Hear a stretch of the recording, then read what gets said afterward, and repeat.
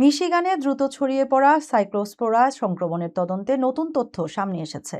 স্বাস্থ্য কর্মকর্তারা বলছেন, তদন্তে বারবার লেটুসের নাম উঠে এলেও সংক্রমণের সুনির্দিষ্ট উৎস এখনও নিশ্চিত করা যায়নি। এদিকে ৩১টি অঙ্গরাজ্যে ছড়িয়ে পড়া এই পরজীবী সংক্রমণে আক্রান্তের সংখ্যা প্রায় ৩,০০০-এ পৌঁছেছে।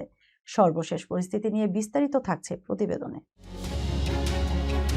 যুক্তরাষ্ট্রের মিশিগান অঙ্গরাজ্যে দ্রুত ছড়িয়ে পড়া সাইক্লোস্পোরা সংক্রমণের তদন্তে নতুন তথ্য সামনে এসেছে।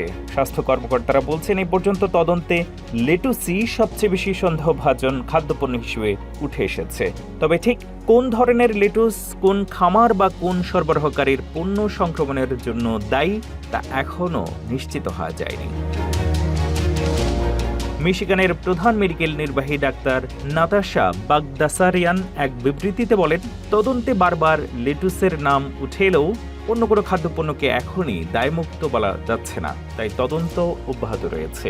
Michigan department of health and human services জানিয়েছে, এখন পর্যন্ত শুধু মিশিগানেই ২,৬৪০ জন সাইক্লোস্পোরায় আক্রান্ত হয়েছেন, আর দেশ জুড়ে আক্রান্তদের সংখ্যা প্রায় ৩,০০০-এ পৌঁছেছে।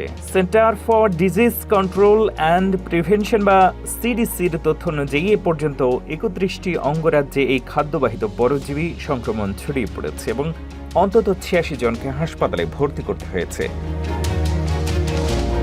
স্বাস্থ্য বিশেষজ্ঞরা বলছেন, এই রোগে প্রথম জ্বরের মতো ক্লান্তি, শরীরে ব্যথা এবং দুর্বলতা দেখা দিতে পারে। পরে তীব্র পাতলা পায়খানা, পেটে খিঁচুনি, বমি ভাব এবং অতিরিক্ত গ্যাসের সমস্যা দেখা দেয়। সময় মতো চিকিৎসা না নিলে পানিশূন্যতা মারাত্মক আকার ধারণ করতে পারে। তবে পর্যাপ্ত তরল গ্রহণ এবং অ্যান্টিবায়োটিকের মাধ্যমে এই রোগের চিকিৎসা সম্ভব।